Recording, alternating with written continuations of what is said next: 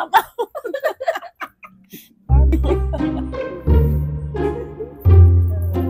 Sofrendo aqui com esse selinho e olhando pra Amélia como é que ela carrega esse dela.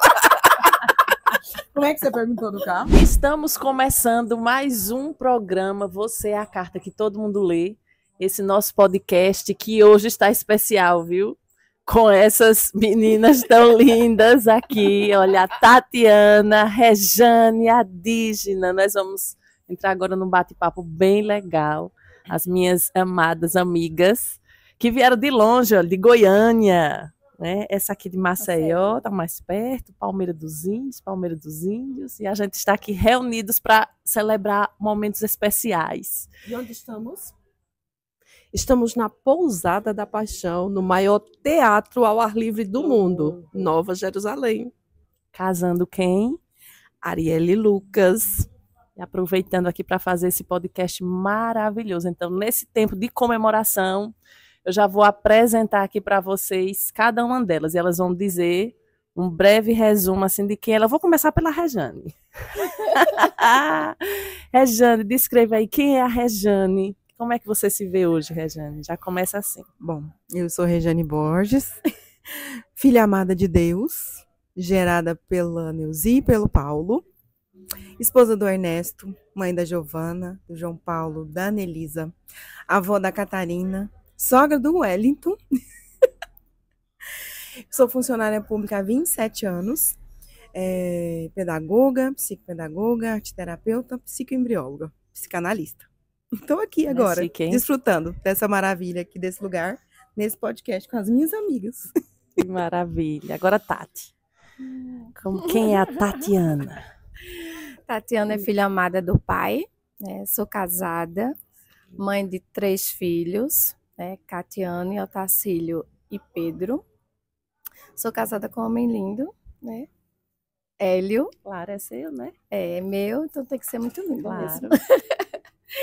Sou psicanalista, cristã, né? Sou empresária. Mas Deus tem sido bom, né, Tati? Sim. Tem sido muito bom. Ela faz muitas coisas. A Tati é aquela que decide as coisas, né? A Tati é quem aí no grupo?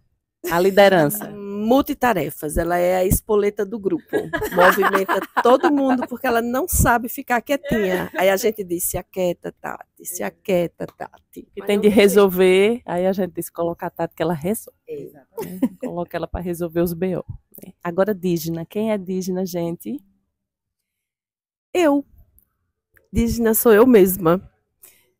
Como para não perder o embalo das minhas amigas, né, filha amada do pai, eu sou a Dígina do Juraci.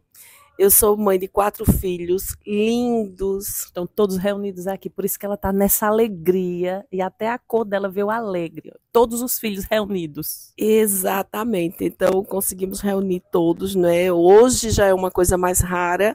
E eu sou aquela mãe que estava habituada a ter todo mundo sempre junto. Mas eles cresceram. Eles estão construindo a vida deles em cidades diferentes. E aí agora nós nos reunimos em ocasiões especiais como essa, que foi o casamento da Arielle, e Deus nos deu o privilégio de estar aqui com os filhos e os amigos, que são mais chegados que irmãos. Sim. Eu sou casada com o Juraci há 30 anos, inclusive vamos comemorar hoje essas bodas de pérolas. Maravilha. Sou uma mulher feliz por ser casada com um homem de Deus, e sou professora aposentada, hoje psicanalista e sexóloga. Amo estar nessa profissão, porque ela me proporcionou, além do autoconhecimento, da cura da criança interior, eu tenho recebido dessa profissão a oportunidade de ajudar tantas outras pessoas a se encontrarem consigo mesmas e seguirem pela vida. E isso é maravilhoso. Que lindo. E aí, já aproveitando aí a questão da criança interior, que a gente já sabe, né, que todos nós trabalhamos com isso. Aí eu quero perguntar quem era a Rejane criancinha. Como era a Rejane criancinha? Era mais quieta ou mais agitada? Como era a Rejane?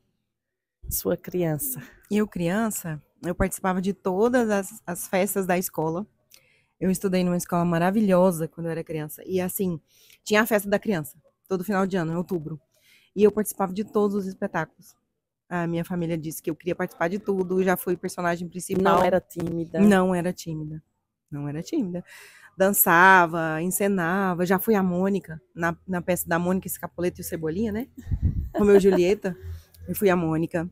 E assim, fui muito feliz na minha infância. Eu não lembro de coisa ruim, nada, nada, nada. Nascimento dos meus irmãos, nada disso foi traumático para mim. Fui uma criança muito feliz. Na adolescência que as coisas começaram a dar desandar. Começou a abrir umas portinhas que não tinham sido abertas, né? Sim. Mas eu, como criança, assim, ia muito para Catalão, né? Que é a cidade do meu pai. E Tupaciguara, cidade de um tio meu em Minas Gerais. E a família era toda reunida no domingo, né? A casa da minha mãe era a casa da sogra, porque minha avó morava no fundo, né? Numa casa no fundo. Então todo mundo ia para lá, meus tios, meus primos. Era uma festa. A gente ia para a rua, ia procurar goiaba lá no mato. A gente Então era você livre. teve infância, de Sim, na rua, bagunçar andava de na carrinho de rua. rolimã. Quando passou a rede de esgoto na porta da casa, furou um buraco, assim, a rua era assim, ó. Aí furou um buraco em cima, né? Foi até lá embaixo, a gente brincava de entrar nesse buraco. E minha mãe não brigava, nunca lembro dela falar assim, menino, não suja roupa, né? Imagina a cor que ficavam essas roupas, de barro, que a terra lá era bem vermelha. E eu lembro, assim, com muita alegria da minha infância. E essa escola que eu estudei, que é o Instituto Araguaia, que não existe mais, que meus primos, a maioria, estudaram lá, e minhas tias que indicaram para meus pais, foi também parte da minha infância, que era uma escola muito humanizada, que desenvolvia as potencialidades da criança. Sim. E até os 10 anos eu estudei lá, porque só tinha até a 4ª série, né, que antigamente não era 3º ano, né, que falava, era a 4ª série. Sim. E eu fui muito feliz na minha infância. Então muito você bagunçou muito quando era criança. muito, muito, muito. Era menina de brincar na rua. Você era Podia, né? bagunceira também, Tati? A Tati. Bagunceira não, mas eu me diverti bastante, né? Você era aquela que mandava nas brincadeiras de todos? Vamos brincar Mais ou disso. menos, né? Mais ou menos. Mas era tímida ou não? Não, eu não era tímida, não. Na igreja eu participava de tudo, De desde tudo. pequenininha, né? Porque meu pai me colocou para Coral, cantar logo cantar. cedo. Aí ele fez um banquinho bem largo, que era para poder eu não cair do banquinho. E aí colocava esse banco para poder eu alcançar o microfone lá no altar. Depois ele me colocou para maestrar as crianças, porque na Assembleia de Deus tinha a maestra do grupo de crianças, né? Quantos anos? Acho que eu tinha 4 quando eu comecei a maestrar. Aí eu ficava em Pequenininho. cima desse banco que ele fez, Sim. e aí eu maestrava as crianças. E o que tinha de peça de jogral, de tudo, eu sempre participei na Participava. igreja, né? E nas brincadeiras, eu sempre gostava E de isso tem pôr uma na coisa, rua. né? As igrejas fazem. Esse trabalho é incrível. Sim. Porque coloca as crianças para fazer, né? Tudo. Tudo. Então as crianças se desenrolam muito, elas se Isso. desenvolvem bastante. E aí tinha os cultos das crianças. Aí a gente se preparava o mês todinho no texto que a Pra se irmã apresentar. dava.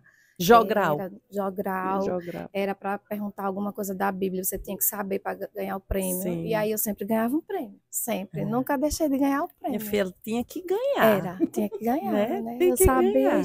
Eu É. estudava, porque ela entregava a atividade, aí todos que concluíssem ganhavam o prêmio. Aí já era Ganhava o prêmio por não incentivo. faltar a escola dominical. Ganhava o prêmio por não faltar o círculo de oração das crianças. Sim. Então era sempre assim. E Sim. brincar na rua, eu brincava muito mais escondido. Mas eu brincava. Subia em árvore, né, que não podia. Porque menina não podia subir em fruteira, né? Era isso. Coisa de antigamente. Se subisse, as frutas iam ficar bichadas. É. Era Bom. desse jeito que o meu avô, era meu avô e minha avó tinham essa conversa.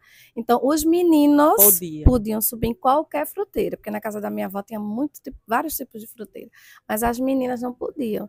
Então, a gente subia escondida assim mesmo, né? Na goiabeira. E as frutas nunca caíram. Não. Aí vocês diziam, tem alguma coisa Então, errada. aí nisso aí a gente era teimosa, né? Mesmo Sim. apanhando, porque a gente subia. Eles Quando ficavam ninguém sabendo. via, ok. Mas quando alguém via, Apanhar. pisa no lombo. Mas assim mesmo. Mas aí a gente viveu, né? E Dígena? Dígena era uma menina mais quieta, da paz, né? Eu sempre quis a paz. Na Crianças verdade, fleumáticas são quietas. eu sempre fui tão quietinha que as pessoas olhavam para mim e diziam, ela tá doente. Meu Deus. De tão quieta que eu Tão era. quieta, é. E eu ficava pensando assim, por que elas acham que eu tô doente? Porque, na verdade, eu achava que os doentes eram os agitados. né? Porque para mim o normal era estar em paz, tranquila. Mas esse ambiente de igreja, como vocês estavam dizendo, realmente ele é muito benéfico para a infância. Eu costumo dizer que se os pais bem soubessem, criariam os seus filhos na igreja, porque é um ambiente muito propício ao desenvolvimento. Sim. Desenvolvimento das habilidades, dos dons, do conhecimento. Então, assim, uma memória muito positiva que eu tenho da minha infância e que se tornou na minha vida uma memória afetiva até hoje são as celebrações natalinas. Então, o Natal, para mim, é uma data muito importante, porque eu participei desde sempre, desde que eu comecei a me entender Qual era de gente. o teu papel? Eu comecei sendo anjo no Natal, adorava, eu passava o ano lembro, inteiro Maria esperando para colocar aquelas asinhas de anjo com glitter, com brilho. Asas de isopor. Começou com asas de isopor, e eu ficava segurando aquelas asas. Então, assim, era maravilhoso. Noite Feliz é uma das minhas músicas prediletas por conta da igreja. Memórias boas. Outra memória assim, maravilhosa que eu tenho da minha infância é como eu sempre fui uma criança muito linda, parecendo uma índiazinha, com cabelinho assim liso, de franjinha, mas eu não gostava de ser chamada de índia, que isso fica bem claro. Mas o nome dela já é Dígena, indígena. Exatamente. Dígena. Piruim fica dígena. Mas outra questão da questão do ambiente da igreja, como eu era essa criança muito bonitinha, então eu era chamada para ser porta-aliança de todos os casamentos da igreja. Mas aí eu lembro de um dos casamentos que eu fui, eu tropecei e eu perdi as alianças. Meu Deus. E aí ficou todo mundo procurando as alianças. Não sabia dessa. Mas aí encontraram. Graças a Deus, deu tudo certo. Eu era convidada para ser porta-aliança dos casamentos até fora da cidade, das pessoas de outras igrejas. Aí vinham falar com o papai e mamãe para eu ser porta-aliança em outras cidades. Então, sempre adorei essa questão. Me trouxe muitas memórias positivas. Depois, aí eu fui ser Maria. Aí eu fui participar das Virgens Prudentes. Eu lembro dela, Maria. Né? Fui nas igrejas da Ásia, tinha muita apresentação sobre as igrejas do Apocalipse. Cantei muito na igreja, no grupo de gestos, né? E uma das músicas assim mais marcantes da nossa época, a Amélia é mais nova do que eu, né? Mas ela lembra Rosa de Saron, e a gente espremia aquelas rosas assim. Então isso assim, eu tive uma infância fantástica e eu, graças a Deus, eu fui criada nesse ambiente de igreja. E dentro de uma família regulada, saudável, papai e mamãe. Então, assim, foi uma bênção na minha vida. Abrindo parêntese aí, Dígena ama criança desde quando se entende de gente. Desde sempre. Desde sempre. Ela tem 4 filhos, porque não deixaram ter mais. Na verdade, a gente queria ter tido meia dúzia, mas aí eu fiz 4 cirurgias cesarianas e aí disseram, para, mulher, já tá bom. Mas aí Deus tem me dado outros filhos, né? Eu tenho filhos espirituais que me acompanham, que caminham comigo. Eu tenho amigos que eu trato como filhos, né? É tanto que, graças a Deus, para todo lugar que a gente vai, o pessoal diz, eu vou também. E aí sempre tem gente por perto. Ela arrecada o povo, vamos embora. E aí eu, pequenininha, né? Amava estar na casa da Dígena, porque ela tinha uns belos de uns porta-joias, que tinha umas bailarinas que ficavam girando, aqueles porta-joias, né, bonitinho. E ela era professora da escola dominical, ela era muito novinha também. Sim, eu comecei a ser professora de escola dominical, acho que eu tinha uns 12, 13 anos. Aí ela pedia à minha mãe para me levar para casa dela. Aí minha mãe deixava só porque era ela, porque era essa calmaria. Era o jeitinho dela. A paz em pessoa. Eu deixo. Aí eu chegava lá, aí ficava, eu abria o porta-joia da Dígena, a bailarina, aí eu rodava a bailarina. E eu ficava o domingo, aí ela me devolvia na igreja. Mas era assim, eu só ia lá para ficar brincando nas coisinhas dela. E ficava eu lá, tarde todinha, mexendo nas coisas dela. E uma das coisas da minha infância, assim, que se tornou uma ferida, mas que graças a Deus o Senhor curou, era o fato de eu não ter irmãs. Então, todas as crianças da igreja eu queria levar para minha casa. Na verdade, eu tinha uma carência de ter uma irmã.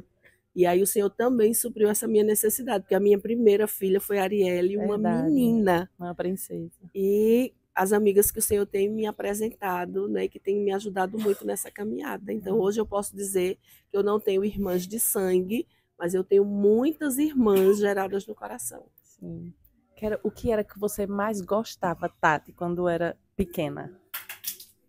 Fazer? Sim, a coisa que você mais gostava, ou brincar, Eu gostava de cantar na igreja. cantar.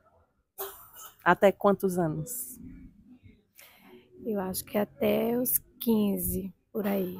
15, 16. Aí depois Não quis não mais. quis mais. Aconteceu algo que aí você não Aí eu não quis mais. quis mais cantar. Eu acho que era as coisas que meu pai fazia passar, né? Porque o meu pai, assim, ele era muito religioso, né? Sim. E a educação que ele recebeu, hoje eu entendo também Sim, que a educação que ele recebeu foi aquela, então daquela forma ele passava para os filhos, né? sim. Então tudo era pecado e para ele era natural chegar na frente das pessoas e Falar algo, falar né? alto, Achando brigar que era com daquela você. forma. Ele não procurava saber se alguém te falava alguma coisa, ele não procurava saber se era verdade ou se era mentira. Então, em toda igreja, em todo lugar, vai ter aquelas pessoas que elas inventam conversa, Claro. né? Elas inventam. Então, acho que as pessoas já sabiam como ele era.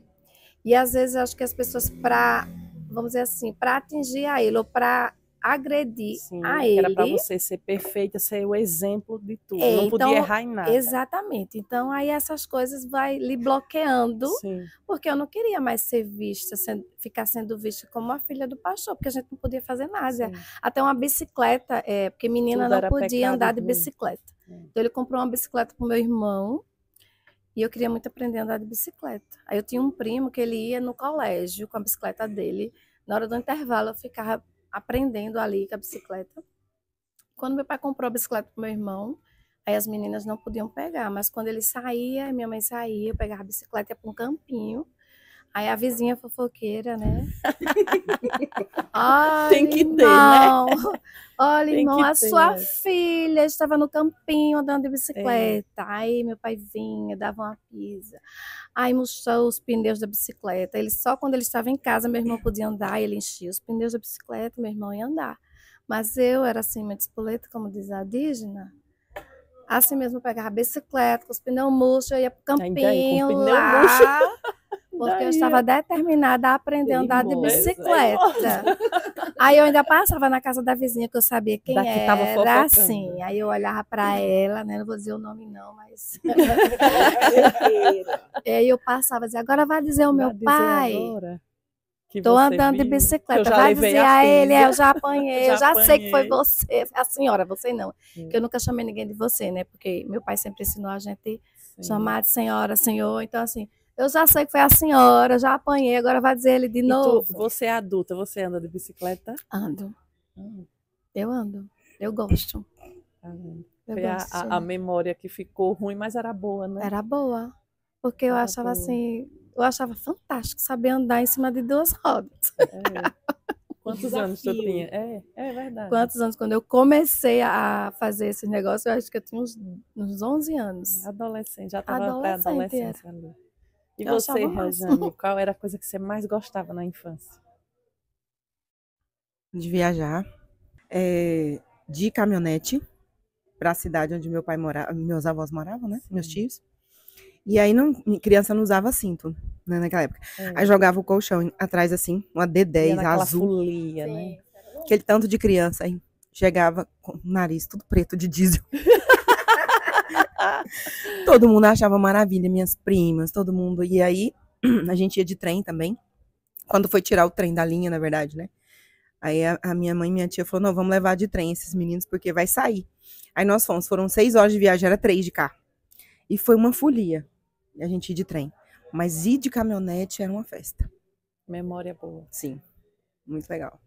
Ô, Rejane, qual o maior desafio assim que você já teve assim na vida? Que você enfrentou e você disse, eu consegui vencer esse aqui e hoje você consegue ajudar outras pessoas através desse desafio vencido? O maior desafio foi na questão da minha fertilidade, né? Sim. Porque quando eu casei, eu tive muito problema. Assim que eu casei, eu tive que tirar o ovário esquerdo e a trompa, porque eu tive um tumor. E daí, eu não consegui engravidar. Fiquei 4 anos tentando ter minha primogênita. E depois, foram 8 anos tentando ter o segundo filho. Fiz 2 cirurgias de videolaparoscopia. Então, assim, hoje, com os estudos, né, eu entendo o que acontecia ali, do ambiente familiar. As coisas, a gente usa uma palavra chamada maternidade encoraçada. A minha maternidade estava encoraçada devido às minhas histórias, né, ancestrais, de família, de mãe, de tia, até da família do meu esposo, com relação à criação de filhos, assim, como ele é de outro estado, eles têm uma outra modalidade, uma outra formação familiar, eles têm menos filhos, né, e a gente é de Goiás, é diferente. Então, assim, tudo isso influenciou. E isso foi um desafio para mim, porque a gente não tinha conversado sobre essa questão de filhos, né, antes de casar, e ele não queria ter filho tão cedo. E por isso que é importante a fase do namoro, né? Sim, conhecimento. Sim, e eu já gostava muito de criança, pedagoga, né? Sempre trabalhei com criança. Na minha adolescência, eu cuidava de criança em casa. Eu fazia a tarefa com eles em cima da mesa. Os vizinhos vinham pra minha mesa, e minha mãe trabalhava à tarde. A gente estudava de manhã, né? Aí à tarde eu ficava com os meus irmãos. Meu irmão eu tinha 12, ele tinha 7, e a outra tinha 2. E eu ficava com eles pra minha mãe vender joias consignadas, Natura, essas coisas, né? E aí ela deu a ideia, chama os meninos dos vizinhos pra você fazer tarefa, aí vinham 6, às vezes tinham 8, e eu ganhava um dinheiro dessas mães, elas trabalhavam fora, e eles iam fazer tarefa, não eram meninos com dificuldade de aprendizagem, sabe? Era que você tinha Era só para fazer um facilidade também acompanhamento de escolar. ensinar, mas você tinha facilidade. E eu com 12 anos já tinha uma renda. Você já tinha era um propósito já. Sim. Porque já tem essa facilidade. E aí depois, quando eu me caso, que eu tenho esse problema de fertilidade, isso foi para mim um baque muito grande, porque eu fiz essa cirurgia para tirar um cisto e descobri que era um tumor. Meu Deus. Que aí tirou parte do meu órgão reprodutor, que foi uma trompa e um ovário. Colocou dentro de um vidrinho, e quando ele me mostrou eu na maternidade, aquele tanto de mãe nos leitos com os bebês, né? E eu com 20 anos, sem parte do meu órgão reprodutor. Meu Deus, bem nova. E foi um desafio, depois ter a primeira filha, uma luta, 2 cirurgias para mim ter o segundo filho. Depois Deus mandou a terceira e eu tive que tirar o útero. Porque a endometriose voltou muito forte, né? Sim. Então, assim, hoje eu tenho consciência de problemas de infertilidade. Mulher que não consegue engravidar é da ordem do desejo e da vontade. Tem essa diferença. Depois que tem o primeiro filho e não tem o segundo, tudo tem um significado também. Uhum. Né? E eu consigo trabalhar isso hoje, porque eu vivi isso. Ela hoje trabalha com psicoembriologia, né, Rejane? Isso. E é algo muito profundo. Demais. Logo ela, que tem tudo a ver com ela, né? Muito profunda. E hoje você ajuda essas mulheres, os bebês. Sim, atendo os bebês. Aí o pessoal pergunta, mas como é que atende o bebê? A gente atende na prevenção do inconsciente do bebê, porque o inconsciente do bebê está ligado no inconsciente da mãe, até os 3 anos de idade. Então, quando ela vai para a sessão, ela leva o bebê no colo. Então, até 24 meses, né? Não, 36 meses, 3 aninhos. Sim. Eles estão ali junto com a mãe, porque a gente trabalha conversando com o bebê o que a mãe precisa saber sobre ele. É incrível, maravilhoso. É lindo, que lindo. E agora, Tati, a Tati, o maior desafio. Qual será que Teve vários, foi? né? Mas assim, o desafio que fez também você perceber que Deus estava lhe proporcionando algo que tinha a ver com o seu propósito, para você ajudar outras mulheres, para poder você ajudar outras pessoas a sair da situação, né, que as pessoas passam forte. Eu acho que foi superar o luto, seguir em frente. Você perdeu sua mãe, né? Na pandemia. Pandemia. E foi muito doloroso. É porque eu achava que Deus ia curá-la. Eu tenho certeza. Porque eu tenho uma intimidade com Deus que às vezes eu sinto e às vezes eu escuto o que Ele me fala. E eu estava no meu banho e eu entendi perfeitamente Ele dizer que ia curá-la. Então, em nenhum momento eu tinha dúvida disso. Sim. E ela, mulher de oração, mulher de Deus. Eu tinha certeza, eu nem me preocupava com essa parte. Em nenhum momento eu achei, eu planejava era a festa, eu planejava era o dia que ela ia sair, eu planejava quem era que ia tocar o sax, né? Na saída dela do hospital, era isso. Que eu tinha certeza absoluta.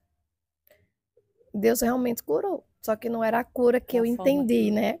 o que eu entendi errado. Então, para você superar, né? Porque eu estava acostumada a ver Deus fazer milagres, eu estava acostumada a orar e ver Deus fazer. Então, ali, quando eu olhava, eu via que tantos pacientes que eu ajudei meu esposo a cuidar, né?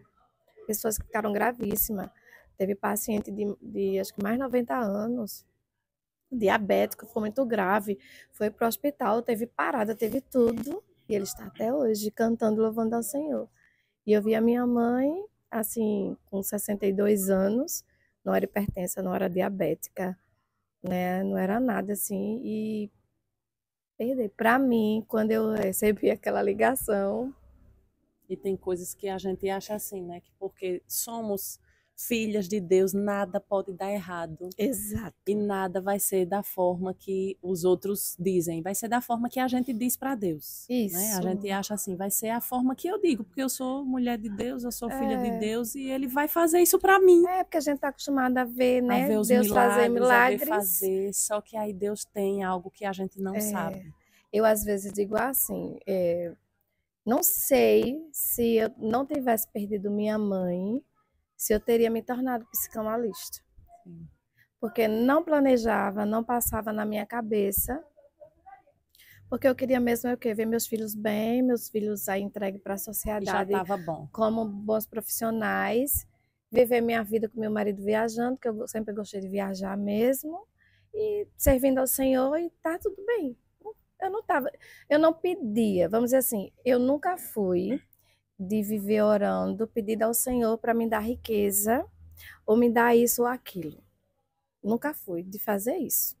Eu achava que a minha vida estava boa, eu só fazia agradecer e vivia o melhor que eu podia viver e ajudava o próximo, porque eu entendo que a gente, quando passa aqui nessa terra, você tem que servir de alguma forma, porque se Deus lhe abençoa, não é para você reter tudo para você.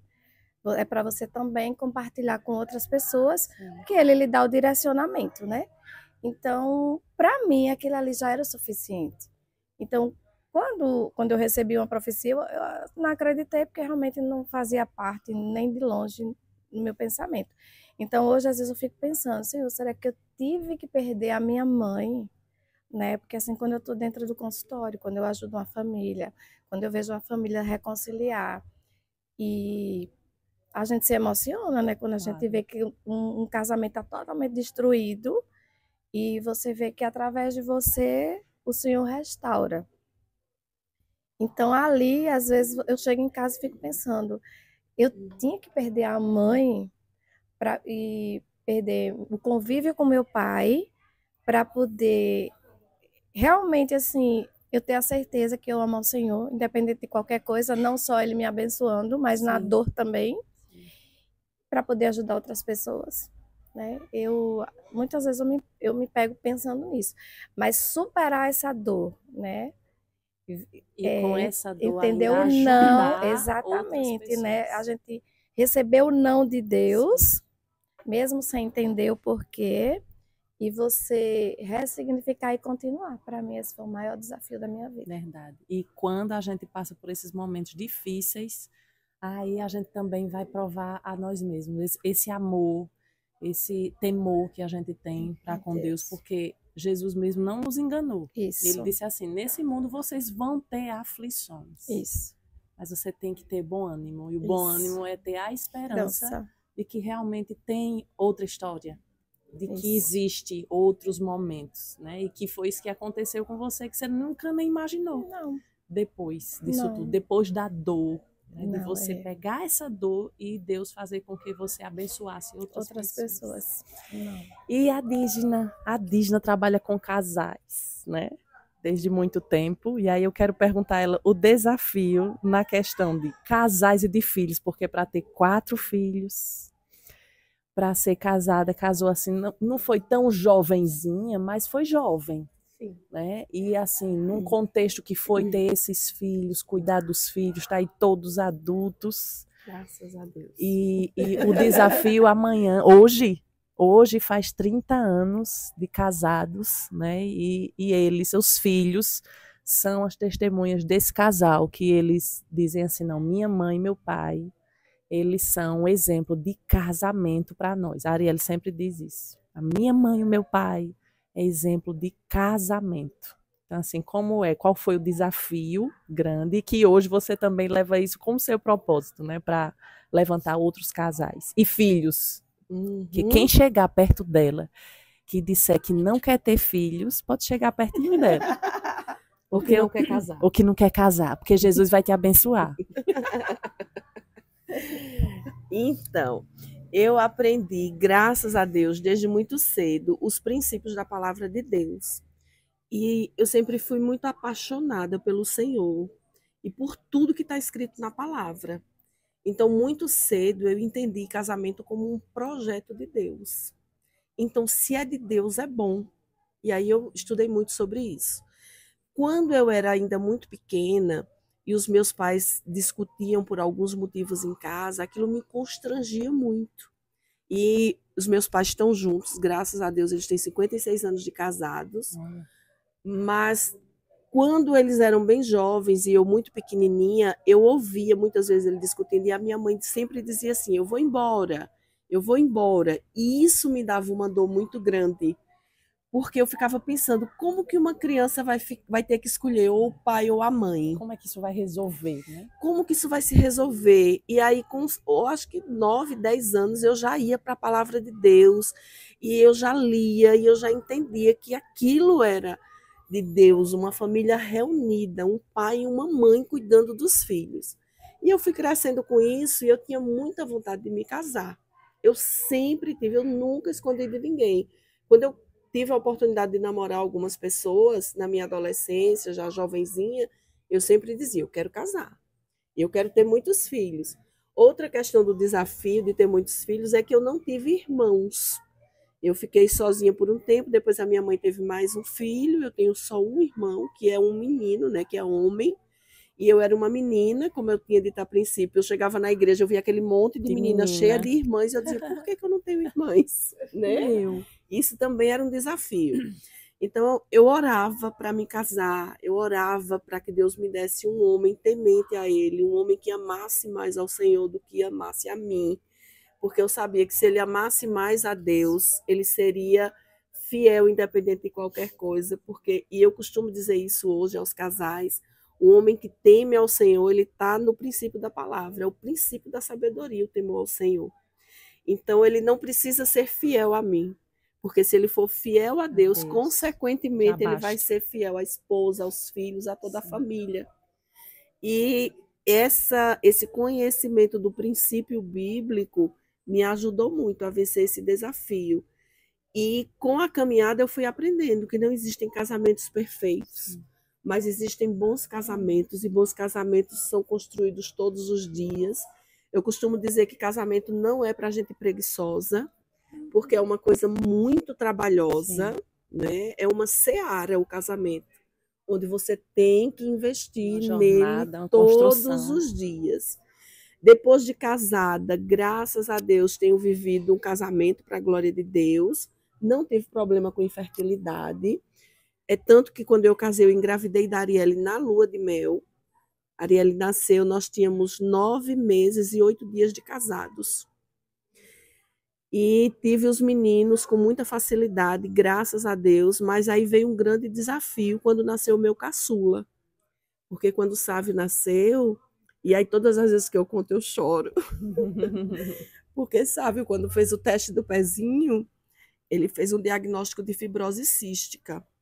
Fibrose cística é uma doença muito difícil, porque uma criança que nasce com fibrose cística, ela não tem vida, ela tem sobrevida, que pode durar no máximo até os 14 anos de idade, com todos os cuidados. Meu Deus. E aí eu lembro desse desafio, que é muito... Não tem como eu não chorar, porque é exatamente o que eu vivi. Não é que dói em mim mais, mas é que eu lembro das coisas que eu passei e eu sei que outras mães passam. Então, eu lembro que eu precisei me deslocar, né? A gente mora em Palmeira dos Índios, Alagoas, e eu tive que me deslocar para Recife, que era um centro maior, que tinha um grupo de apoio para mães de pacientes com fibrose cística. E eu acho que esse foi o maior desafio da minha vida. Foi quando eu entrei no consultório E a médica pegou o exame e ela disse assim: por que você está chorando? Aí eu disse: por conta desse exame. Ela abriu, leu o exame e ela disse: mas isso aqui não é motivo para você chorar. Porque tem mãezinhas que entram aqui com um filho louco, tem mãezinhas que entram aqui com um filho cego, outras entram com um filho sem os bracinhos, sem as perninhas. E você entrou aqui com uma criança linda que tem fibrose cística. Meu Deus. E eu não aceitei aquele diagnóstico.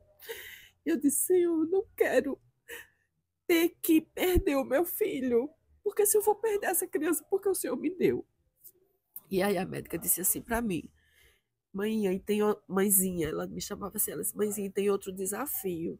Nós vamos repetir os exames, mas se ele realmente tiver fibrose cística, a gente vai ter que repetir em todos os seus outros filhos.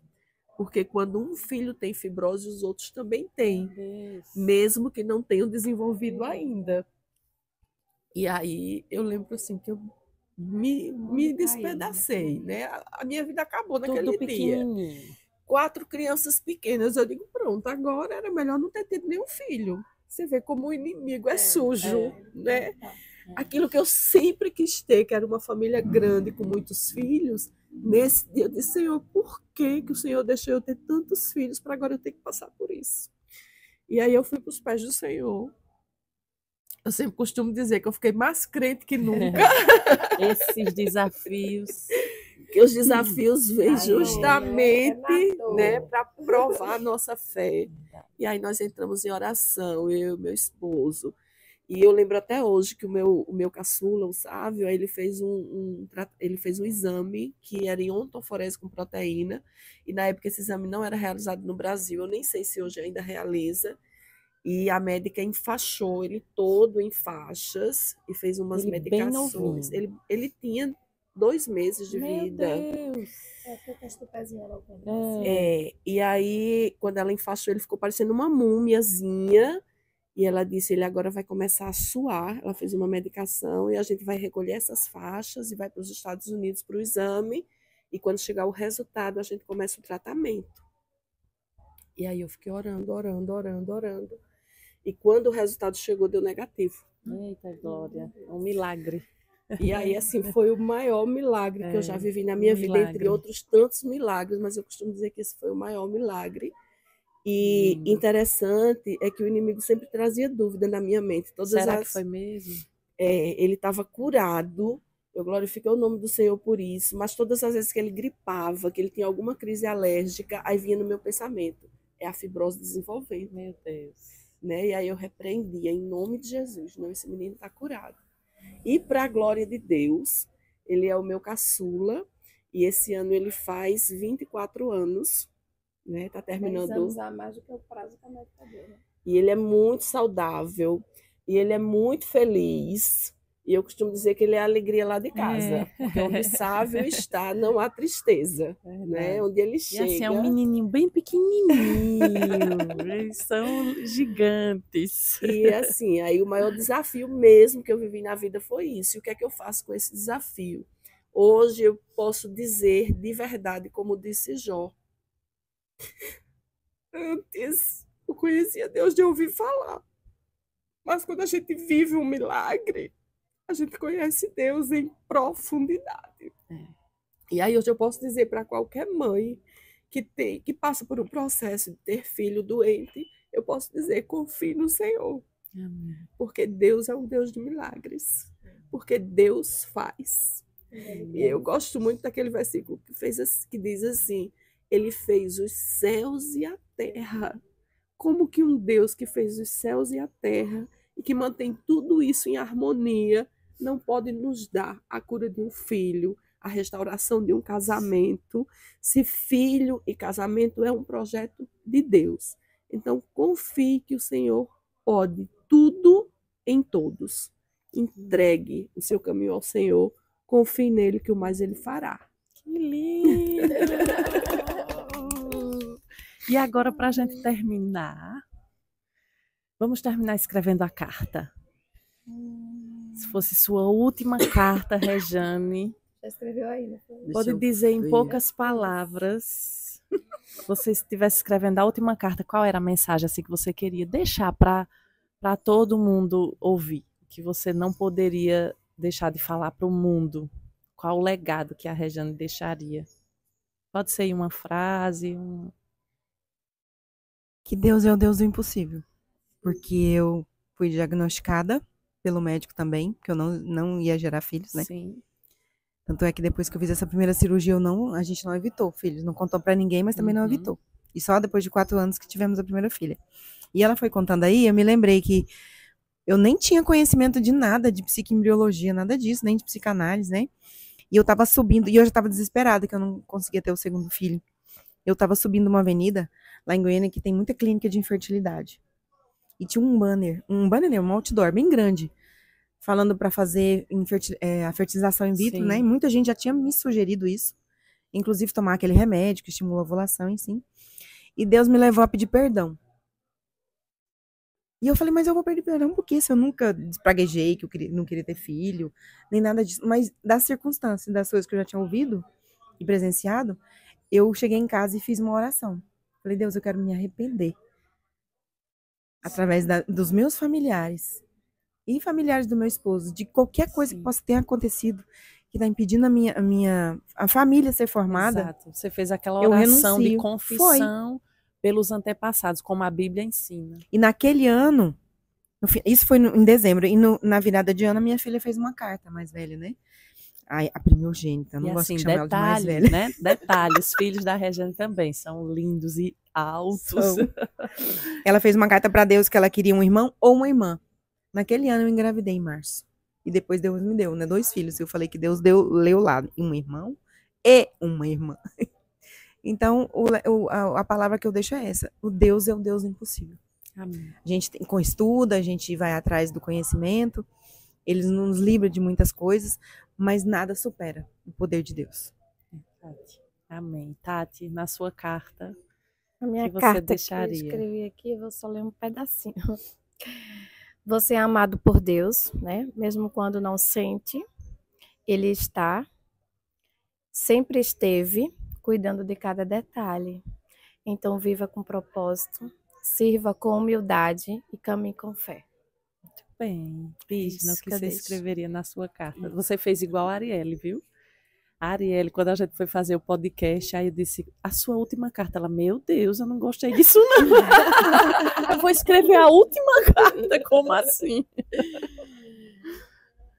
Na minha última carta eu escreveria o último versículo de Eclesiastes. Né? Salomão viveu todas as coisas nesse mundo e o último versículo de Eclesiastes ele disse assim, no final de tudo isso que eu vivi, eu descobri que o mais importante é temer ao Senhor e andar nos seus caminhos. Então, caminhe aqui, viva todos os dias da sua vida para a glória de Deus, porque só se morre uma vez. Mas podemos viver todos os dias que Ele nos permitir viver. Então, viva nesse mundo, mas não tire o seu olhar da eternidade. Quando Jesus disse assim, olhando para mim, autor e consumador da vossa fé, Ele quis dizer exatamente isso. Caminhem com os olhos fitados na eternidade. Tudo aqui é passageiro. Tudo vai passar. Tudo vai ficar. Que a última carta no seu coração seja: eu estou vivendo aqui uma vida para a glória de Deus, porque eu vou sair daqui e eu vou me encontrar com o Senhor.